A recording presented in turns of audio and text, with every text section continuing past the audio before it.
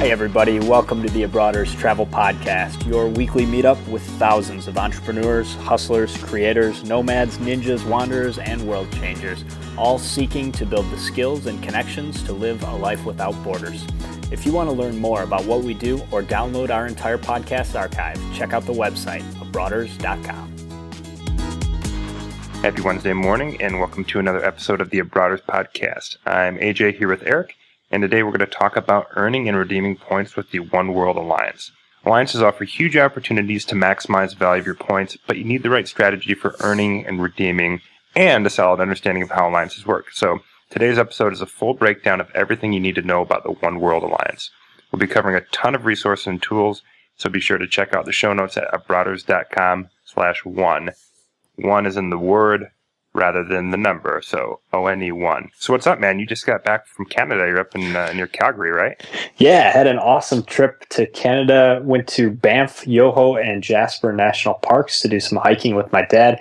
And we didn't have any issues. It rained quite a bit, but otherwise it was an awesome trip. But we did have some troubles when we got to Calgary yesterday, headed home. We got on our flight and the captain gets on to make an announcement and basically says, hey folks, you may have noticed that we haven't moved anywhere yet. We're having a very, very minor equipment issue. They're always very careful about how they tell you that something's wrong with the plane. Bottom line, we ended up waiting about 90 minutes for some technicians, and we arrived more than an hour late at O'Hare, which put a whole bunch of people on our flight in a pretty bad position to make their connections. And so there was at least 2 or 3 connecting flights that United Airlines had held for 10 minutes to try and accommodate the people at our gate, to try and accommodate the people on our flight. But basically the flight attendant got on and made an announcement, gave people the gates for the flights that had been held, and just kind of laughed and said, like, good luck, because most of them were like a couple of terminals away. And if you've ever been to O'Hare, it's pretty hard to get from terminal to terminal quickly. And not to mention, it's crowded, man. There's people everywhere. Yeah, it was absolutely packed too. I came home on a Monday, so it didn't seem like it should have been that crowded, but there was a lot of people there. So fortunately, I had enough time to catch my ongoing flight to Lansing. We had like a 3-hour layover, so it wasn't a huge deal for us, but I thought it would be useful to cover some tips about how to handle delays or irregular operations to give yourself the best chance of getting to your destination on time, and how to negotiate for some points if the airline screws up. There are some countries that have specific laws that entitle you to money. In fact, if we had been stuck on the tarmac for 90 minutes or more in Europe, we would have gotten like 400 euros compensation by law. Unfortunately, Canada doesn't have the same protection. Yeah, let's get into some tips so that people can hopefully get out of a nasty situation if they get delayed and look like they're going to miss their connection. Yeah, so I mean, obviously, when you're traveling, your primary goal is getting there on time, or else a lot of the other things, reservations or rentals and stuff get messed up. So the first thing you're going to do is call the airline while you're waiting in line to talk with somebody. Be proactive about finding an alternate flight or routing. You want to have a couple options to feed the agent who's trying to rebook for you. So you just go right up there to the agent and say, hey, I saw a flight from O'Hare to Detroit. It's this flight number on this airline, and that'll kind of help them because they're definitely going to be busy. Yeah, that's a great tip. The second one is especially important because these agents at the airport are probably going to be overwhelmed. A lot of times these delays are not just one flight like it was with mine where there was an equipment delay. It's going to be weather related. And so, when it rains, it pours, they're going to have a ton of stuff on their hands. So if you come up there and know 2 or 3 different flights that are going to get you where you want to go, you can just feed them those flight numbers and the agent is going to love you. They're going to make a lot more of an effort to accommodate you. A lot of times if you don't show up with anything in mind, they're just going to take a quick look and say, I don't see anything that's going to help. You're going to have to wait. And they're just going to move on to the next person, hoping that they can find an easier solution for the person in line behind you. Mm-hmm. And that's another reason why you also want to be on the phone, because it doubles your chances. Maybe the person on the phone that you end up getting connected to is going to be a much more, savvy agent, knows how to find flights better. It's just doubling your chances of getting somebody that's really motivated to help you. A couple of quick tips for how you can get those flight numbers. TripIt Pro is a great tool for that. They let you pull up other flights to your destination automatically, so it's going to be right on your smartphone and really easy to find. You can get a free trial of TripIt Pro for 30 days just by going to the website. It's also available as a free benefit of the Barclays Arrival Card and a free benefit of our Abroaders Premium service. So you get TripIt Pro and Award Wallet Plus, so you can check those out as well. Lastly, if you don't have TripIt Pro, you can use the traditional search strategies, use Kayak or one of the other flight aggregators to just search for flights that they're selling tickets to. As long as those flights are for sale, you can write down those flight numbers and the agent should be able to accommodate you on one of those flights. Yeah. All right. So taking us back to the airport where everything, all hell is breaking loose. You're in line, you're on the phone, probably on hold. Something that if you have access that you should use is the lounge. So if possible, utilize the agents inside the lounge. First of all, they're typically a bit more savvy with booking, and also they're not completely swamped and stressed out by a bunch of rude people that travel plans have been messed up and are screaming at them. So if you can utilize a lounge, definitely do that.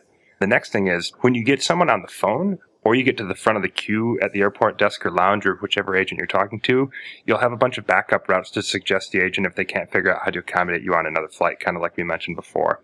Great tips there, man.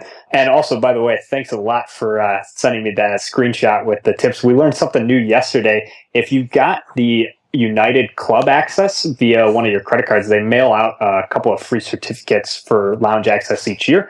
I forgot to bring mine with me on this trip, and Chicago is a United hub, so there was a ton of United clubs that I couldn't get into. AJ sent me a picture of the back of that card, and I was able to scan the picture of it on my phone to get into the club. So you definitely let me enjoy my delay in a little bit more comfort in Chicago yesterday. And that's a good tip. That way you don't have to worry about hanging on to those. As soon as you get them in the mail, just take a picture and you're going to be good to go. Yeah, man. I was happy to hear that worked too. I was a bit of a skeptic at first. Yeah, I couldn't believe it worked, but it came off without a hitch. Okay, one more comment on this irregular ops business, especially if it isn't weather related, where, that's not the airline's fault. But in my situation, something was wrong with the plane. And so that's obviously United's fault. So you definitely want to ask for some points or some other sort of compensation. You could ask for upgrades or drink certificates. They'll probably give you whatever you're asking for, but I would recommend points. If you want to get a little bit more information on effective negotiation, you should check out podcast episode number 23 at abroaders.com/negotiation. We cover a lot of tips for how you can make the most out of airlines screwing things up and also credit card companies screwing things up. Even though I did make it to my destination more or less on time, came in about an hour late, I did not get there and find my bag on the baggage carousel. Yeah, so there's a few things we can do in the future to avoid these baggage fiascos or just to minimize things. So yeah, I learned a couple of lessons there. It hasn't happened to me in a long time. Not unlike the scenario where you just left your bag in the car on the way to Argentina. Can't do anything about those. Yeah, yes. To fill everyone in really quick, I showed up at DTW Airport to head to Buenos Aires, and I realized I left my bag in Kalamazoo, Michigan, because I was in such a hurry. So I showed up in Argentina without a bag. I just had my work computer for my old job. So that kind of sucked. But moving forward to when the airline screwed up, not us, one thing you're going to want to do to help with this is you're going to take a picture of your bags with the tags before they go down that little conveyor belt. And you're going to keep those bag tag receipts, put them in your wallet or passport. That's important as well. And then a third thing is make sure that your bag is tagged to your name if you're checking in with a group. Eric, you had a little issue on that, didn't you? Yeah, so let me clarify it. So what happened is I checked in with my dad, and the agent saw us as a group together, and so she printed out 3 tags, and she put 3 tags on 3 bags. But I didn't think at all to make sure that the baggage tag that had my name on it went on the bag that belonged to me. And it turned out to be a little bit of a hassle when I had to file a claim that my bag was missing because they wanted to talk to my dad since one of his tags went on my bag. So it's important, take a picture so you know which number is associated with which bag. That was another thing that came in to be very important. Since they only lost 1 bag, I was able to figure it out by process of elimination. But if they lose all or more than one of your bags, you're going to want to know which number goes with which bag. So take a quick snapshot of that and make sure that your name is on the bag that belongs to you. So in case they lose it, you can file a claim with the airline and get them the right information so they can find your bag. Yeah, and so if they do screw something up, you're going to want to file a claim with the airline as soon as possible. And after that, what you're going to want to do is file a claim with the credit card company you used to book your ticket with as soon as possible. Now, filing a claim with a credit card company sounds like a massive pain in the ass, Eric. So what kind of compensation is actually available? Is it worth it? It was actually way easier with the credit card company than with the airline. I got to land saying, first of all, they didn't have any reps at the airport. So everybody had gone home for the day pretty much. And so I ended up calling United. It was really difficult because of the fiasco with which bag was tagged with what and all that. calling the credit card company was extremely easy. Basically, I bought the ticket on my United Explorer card, but almost all major credit cards cover you for lost or delayed baggage. In my case, the coverage was $3,000 if the airline ended up losing my bag, and up to $100 a day for bags delayed more than 24 hours. So that's $3K is pretty good, man, unless you're like some fancy pants with a bunch of designer shit you're bringing. Unless you check your like MacBook Tower or something into your checked bag, you should be in pretty good shape to cover everything that was lost with $3,000. $100 a day is actually, that's a pretty nice benefit as well. It's intended for essentials. I'm going to try and pursue this a little bit more and see what I can get on the claim. But the idea is for you to be able to replace things like clothing or toothbrush, toothpaste, stuff like that. But $100 a day is quite a bit of money. So I'm going to see how that claim goes with the credit card and get back to you guys. A couple news and updates items before we get into the core content of the episode on One World. US Airways has a devaluation that's going to kick in on August 1st. So that's going to mean that tomorrow is your last day to make these redemptions before prices go up. Basically, it's a pretty minor devaluation that affects 3 cabin first class awards within the US and Canada. So US Airways prices are going up from 50,000 miles round trip to 65,000 round trip. And that's basically just syncing up their award chart with American as part of their merger. This is going to apply to the American Airlines A321T routes that are between JFK and LAX and San Francisco. And so what that means is this is one of the nicest flights in North America. It's a 3 cabin. It's basically an international business class seat on a domestic flight. So it's a flat bed. You can sleep. It's a pretty cool redemption. There's also an opportunity to redeem for a first class seat on Cathay Pacific between New York and Vancouver. So that's considered to be one of the best also in North America. So if you have US Airways miles and you want to lock up a domestic redemption in 3 cabin first class, you want to do that by Thursday the 31st. August 1st, it's going to go up 15,000 miles. Just one quick note. If you want to experience one of those flights, I would highly recommend booking it as part of an award to North Asia. US Airways charges $120,000 for first class to North Asia, and you can include one of those itineraries in that ticket. So in my case, I'm flying to Tokyo and Ho Chi Minh, Vietnam this October, and I'm actually doing the route on American from San Francisco to JFK on the way to Asia. Don't ask why the US Airways agent allowed me to fly in the opposite direction for 4,000 miles to get to Asia, but that's one of the benefits we're going to cover in a few minutes when we get into booking US Airways awards. Yeah, another note too with the US Airways thing is the redemption rates for medium and high level awards are going up, but we're not really going to get into that because you really should be booking only Saver awards. Medium and high level awards are a pretty bad deal, so unless you're just printing miles, you should stay away from those anyway. So whatever they do with those just is not a big deal.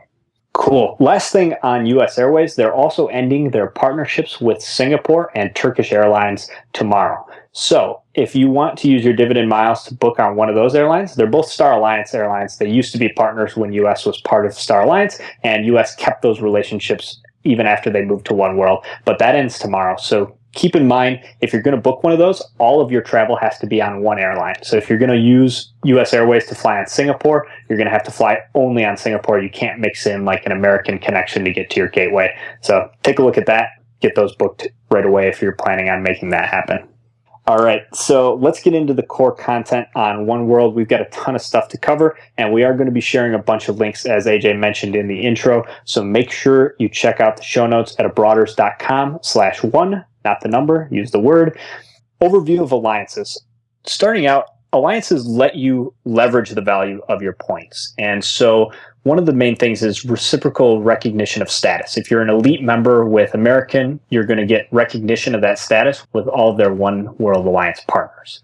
The next thing is that you can earn miles for flights with partners, and you can also redeem miles for flights with partners. So those are the big benefits, and we're going to kind of break those down throughout the rest of the episode. Yeah, so to give you an idea of who are some of the players in One World, here's some of the bigger names. So you've got American Airlines, you've got British Airways, US Airways, Cathay Pacific, Air Berlin, and Iberia. Those are some of the bigger ones. There's more airlines, but those are kind of the key players to focus on. Now, getting into the earning side of stuff. So for earning, we're going to focus on American Airlines, US Airways, and British Airways. Cathay Pacific and Air Berlin, they're partners of Amex membership awards, and LAN is a partner of Starwood Preferred Guest, but those redemptions are really for the more advanced hackers, so we're just going to leave that for a more in-depth episode and stay focused on American, US Airways, and British Airways. Great. So the first thing that you need to know is that you can earn miles by flying with a partner. So if you fly on a One World airline, you can credit those miles that you earn from your flight to any of their partners. And as we talked about on episode 28 on the Star Alliance, not all airlines give full credit for flying on partner airlines. And the percentage of redeemable and elite qualification miles depend on the class of fare that you purchase. So in other words, a discount economy fare, so like the cheapest fare that you can find, probably won't earn full miles when you're crediting your flight to a partner. And this is extremely important to keep tabs on, especially if you're working towards elite status. But it also applies to just trying to earn the maximum number of redeemable miles.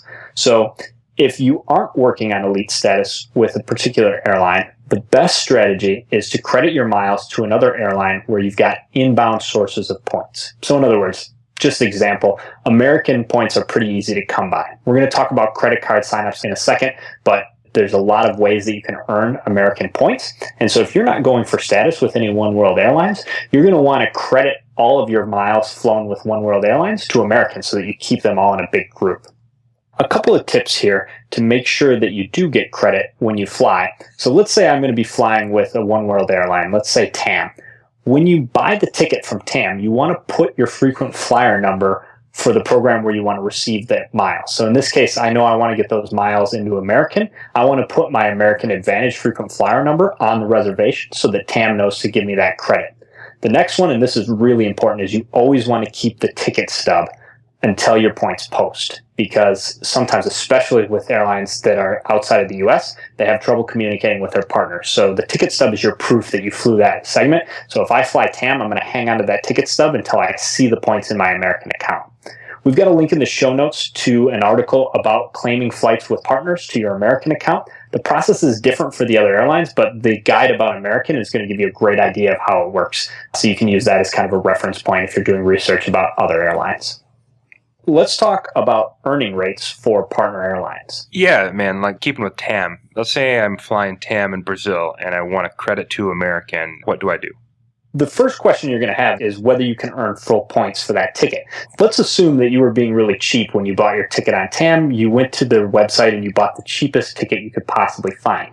You're going to figure out what your fare class was. So let's say you bought a discount economy ticket. There's going to be a letter assigned to that fare class. And what you need to do is figure out what the earning rate is for that type of fare with American. So you're going to go to the show notes. You're going to click on the link that we have that says American Airlines Advantage Earning Rates for One World Partners. And you're going to look up the fare class. So let's say, for example, you booked a Class K fare.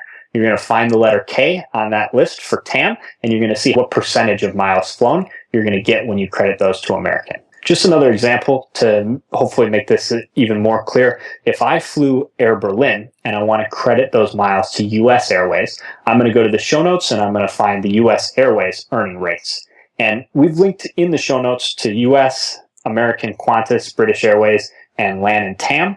So those links are already in the show notes. You can just look them up. But if you need one of the other airlines, you can just plug in the airline name. You know, if you're going to do Japan Airlines, you just write in Japan Airlines earning rates for One World Partners. That tends to work pretty well. That's good stuff, man. All right. So Eric just went over how you can fly on different airlines and earn points for other airlines. So flying on TAM and earning American airline miles. Now we're going to get into credit card bonuses. This is the true travel hacking way, the quick way to get those points. So there's some co-branded credit cards out right now that are pretty good deals. American Airlines has the Citi Platinum Select MasterCard, and that is 50,000 points with a minimum spend of $3,000 in 90 days, and it's got a $95 fee that is waived for the first year. For US Airways, there is the Barclays US Airways card. They have both a personal and a business card version. Both have an annual fee of $89 that's not waived, but the points are credited after the first purchase. So you're basically buying a bunch of points for $89. I would say the personal card is worth it right now at a 40,000 sign up. The business card's just at 25,000 miles. If I were you, I would probably wait on that card until the sign up increases. It's been as high as 40,000 in the past, so that's probably a good one to wait at. Yeah, and British Airways has the Chase British Airways Visa card. So that's 50,000 points after $2,000 minimum spend in 90 days.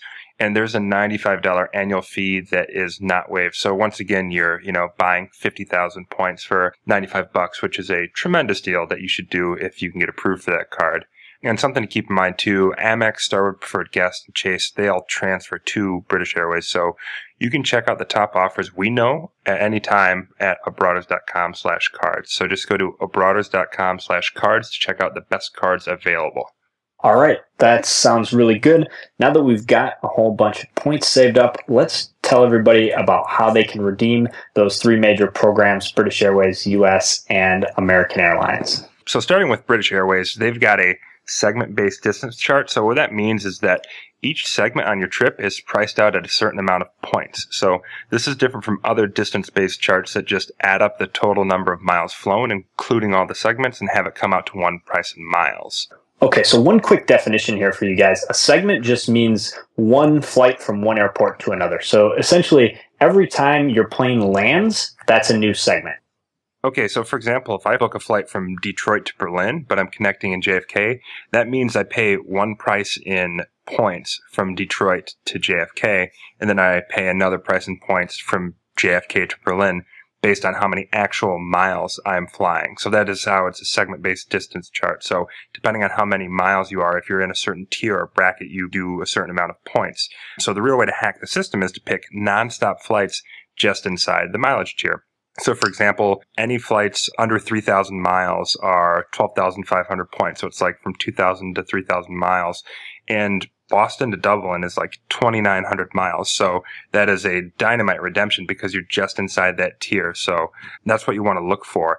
In that case, you're paying 12,500 points for each one way. So Boston to Dublin, and if you want to do round trip, that comes out to 25,000. What about the economy and first class parts of the chart? Yeah, so it's pretty straightforward. The business class flights are always going to be double the points. So business class would be 25,000 points, and then first class is triple. So that would be 37,500 points. So those are one-way distances. Basically, it makes first class pretty expensive with British Airways, but business can definitely be a deal. In the case you just gave, Boston to Dublin in business class is only going to be 50,000 points round trip. So that's pretty good. Business class to South America on American is 50,000 one way. So that could definitely be a really valuable flight to be booking. Yeah, and it can seem kind of confusing trying to figure out how far you're actually flying. So there's a pretty cool tool out there called Great Circle Mapper that we'll link to in the show notes. So you can actually plug that in and see how far particular flights are. You would actually want to look at your segment. So once again, if we're talking about Detroit to Berlin, don't look up Detroit to Berlin if you're connecting in JFK. Look up Detroit to JFK and then JFK to Berlin, and that'll give you an idea of how far you're flying. Cool, man. Let's talk about fees. So if you book online, it's free. Over the phone, if you book, it's $25. To change the date or the time is $55, which is actually decent compared to what American is, I think, like over $100. And then the cancellation or just to redeposit your points, that's $55. And then there's an additional service center fee for date time changes and cancellations or redeposit, and that is $25. So there's some fees, but it's not as bad as they get. There's definitely other airlines that are much worse. Most definitely. One other one to add in there that British Airways doesn't charge is the close-in booking fee. Most airlines charge around $75 if you have to book within 21 days. So if you get a last-minute redemption, your friend calls you up and says, let's go to Europe, British Airways can be a great currency because they're going to not charge that extra fee inside. So I could book a US Airways flight for tomorrow, and I don't pay any close-in booking fee. All right, so another thing to be really aware of are the fuel surcharges with British Airways. They can be pretty hefty, but you can definitely avoid them if you do it properly. So some airlines that allow you to avoid those hefty fuel surcharges would be Air Berlin, American Airlines, LAN, and US Airways. So if you book through those channels, you will avoid those fuel surcharges that can be a bit pricey at times. And kind of just capping off the whole part about British Airways, got a couple notable redemptions. The one I mentioned earlier, which was cheapest way to get to Europe from the US, is Boston to Dublin on Aer Lingus, and that's only $12,500 in economy. And then another pretty good deal is LA to Tokyo on Japan Airlines for 25,000 points or Avios. That's one way, but that's still a really good redemption. Yeah, and actually that Aer Lingus, glad you brought that up. That is another one that you're not going to see fuel surcharges. So Aer Lingus, they don't fly a ton of locations, but they do have that Boston to Dublin route. And the last one is Iberia. You can book with Iberia. They're very closely tied. They actually share the program name with British Airways. And if you have both accounts, if you have an Iberia and a British Airways account, you can move Avios points between the two. So Iberia is a good tool to sort of skip some fuel surcharges as well. But we're going to save that for another episode because it's time to move on to talk a little bit about American Airlines. So starting off, American's routing rules are really good because they allow those one-way redemptions. So if you don't know when you want to come home or you're not ready to book that second part, you can just book a one-way at half the price of round trip. That's an awesome value. On the downside, they stopped allowing stopovers sometime this April 2014. So what that means is that anything over 4 hours, any stopover that's over 4 hours is going to cause you to have to price 2 award tickets for a domestic award. So in other words, if I'm going from Detroit to Miami and I end up stopping in New York, I can't stop for more than 4 hours or I'm going to have to pay 2 separate award prices. For international awards, it's anything over 24 hours. And that one's actually a lot more practical because 24 hours is plenty of time to leave the airport. So if I'm going Detroit to New York to Spain, I can stop in New York City for 23 hours and 59 minutes, and I can still pay that one price of the award ticket. So if you want to hop out and check out a city, you can look for kind of setting up that award ticket so that you've got a 22, 23-hour stopover. That's not going to cause your price to change. The next rule with American is published routing. You have to fly a published routing in order to book an award. And this is where the airline lingo gets a little bit tricky. Let me try and break this down for you guys. The overwater carrier has to publish a route between your starting and ending cities in order for you to fly between those two cities on a single award. So here's an example. TAM is Brazil's national airline. They fly from Sao Paulo to Madrid, but they don't fly from Sao Paulo to Barcelona. If I want to go to Barcelona, even though I could easily get a short flight, say on Iberia or one of the other One World carriers from Madrid to Barcelona, I can't book it on a single award with American because my overwater carrier is going to be TAM and they don't publish a fare from Sao Paulo to Barcelona. It's a really shitty rule, but the system tends to catch it almost all the time. So in those cases, I recommend, first of all, if you're going to Europe, there's trains, there's buses, there's lots of other transit ways, or you can just use BA miles to book that really short segment on a separate award. So just keep that in mind. The other one that's a little bit tricky is you can't connect through a third region with American Advantage awards. In other words, if I want to fly from the US to Asia, I can't connect in Europe. Now, with the stopover rules, it's not like you're going to be connecting for the purpose of spending time in the city, at least not more than 24 hours, but it does limit your options because a lot of One World airlines, some of those routes are going to connect in Europe, and you can't do that. So if you want to use American to fly US to Asia, you got to fly from the United States directly to Asia without stopping in Europe or Africa or any other third region. A quick breakdown of the fees. There's no fee for booking online, $35 fee for booking over the phone. You can change your date and time for free, but if you change your origin or destination, they're going to charge you $150 plus $25 per additional passenger on the same itinerary. It's actually a little bit better deal. So in other words, if you and I were flying together on the same itinerary, as long as we've got that same record locator, we could change our award for $175 together, but if we both booked it separately, we'd have to pay $150 each to change that ticket. Right. Same fee applies for canceling and redepositing. So if you're not just changing the destination, but you want to just totally cancel the award and get the miles back, that's going to have that same $150 plus $25 per additional passenger fee.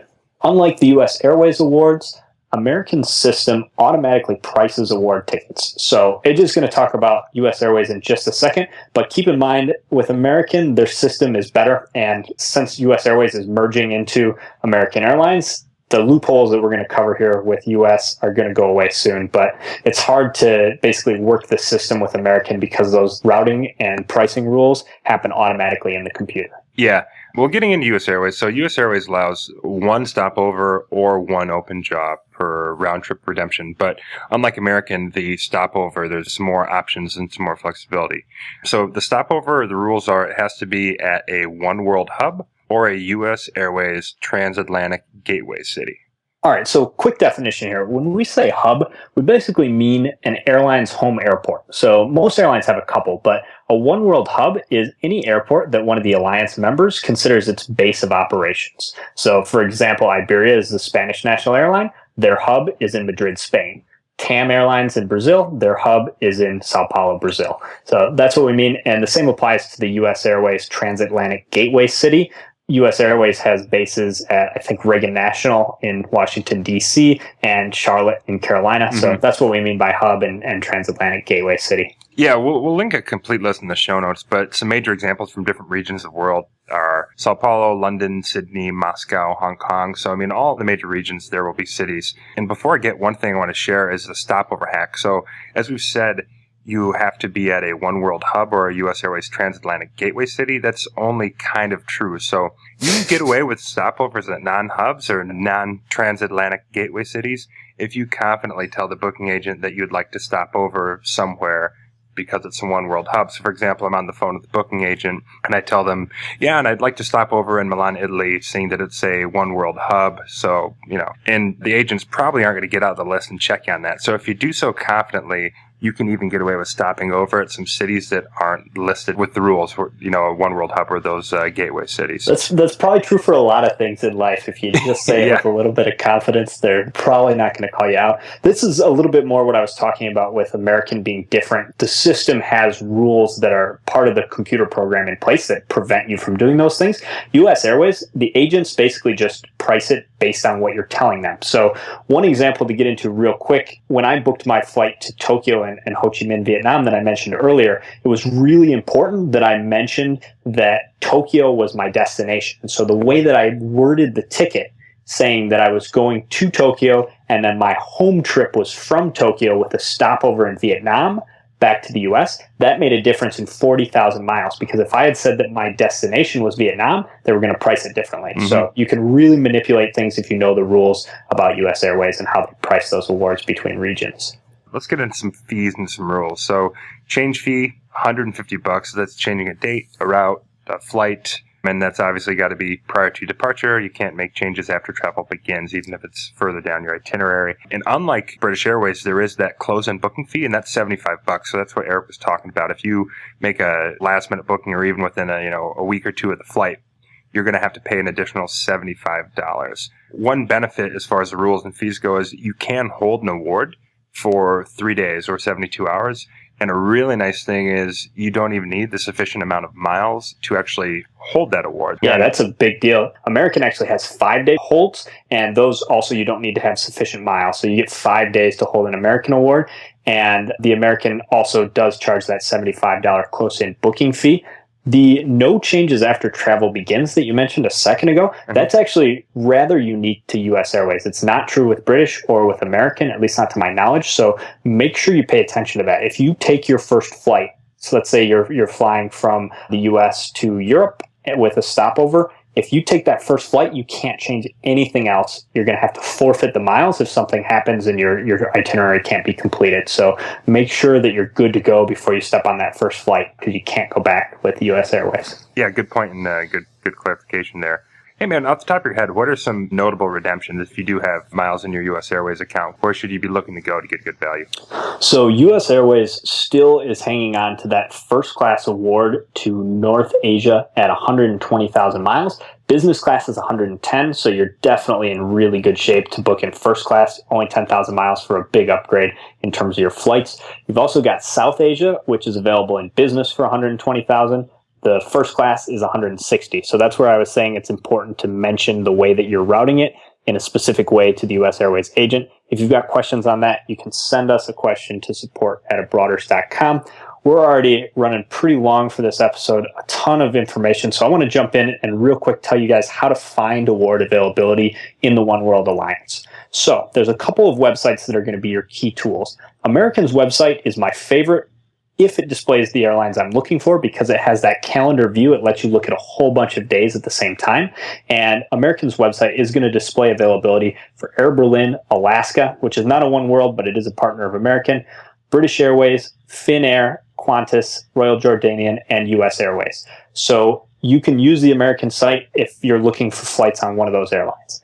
Now, the Qantas site is going to add a couple that you can't find on American, and that's going to be Iberia, Cathay Pacific, Qatar, S7 Airlines, LATAM, and Sri Lanka. So that website, if you're looking for an award with one of those, you're not going to see the availability on American. You got to use the Qantas or the British Airways site. And then lastly, British Airways also adds access to Japan and Malaysia Airlines. So Qantas or American don't do Japan and Malaysia. Basically, the British Airways is the most comprehensive for one world searches, but it's also a bit of a pain in the ass because you can't look at a whole week of availability at the same time. So that's kind of your trade-off. Check out those websites, and we're going to link those in the show notes as well so that you guys can get to work on booking those One World Alliance awards. Good stuff, man. A quick note on Malaysia Airlines, man. How quickly stuff can change. They were one of only 6 airlines in the world rated 5-star by the Skytrax Independent Airline Quality Ratings Agency, and then just some shitty luck.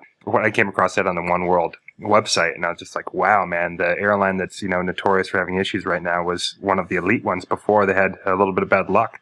Yeah, nothing you can do about getting shot out of the sky. And obviously my prayers and thoughts go out to everybody who had family on those flights. But air travel is still notoriously safe if you really look at the stats. So it's definitely, Yep, I'm 100,000 each day, happen. man. 100,000 commercial flights go out each day, and rarely ever is a day that there's a problem. So it's still really safe if you're spooked about Wow, that. that's an incredible number, 100,000. Yep, there was a guy that was on NPR the other day. He said 100,000 flights go out every day. It's still terribly safe. It's a really scary way to die. It's a violent death, but statistically, you are in awesome shape. Pilots Way safer than walking across the street to the burger joint, for sure.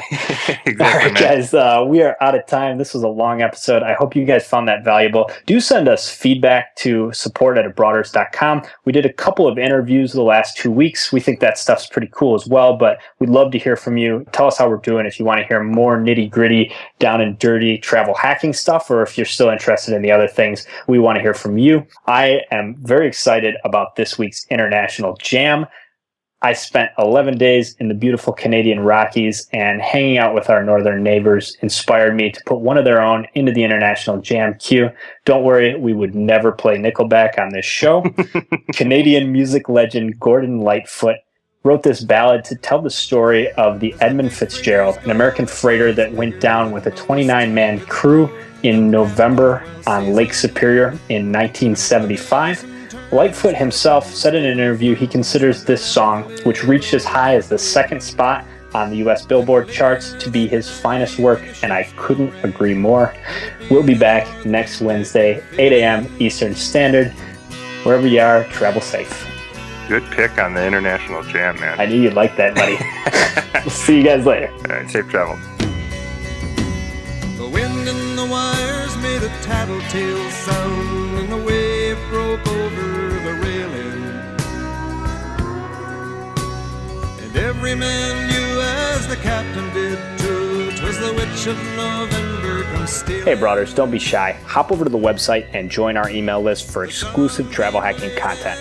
If you like what we're up to, the best way you can support the show is by leaving us a 5-star review on iTunes. Lastly, we would love to hear from you, so send your show feedback to Erik or AJ@abroaders.com. We will see you next week.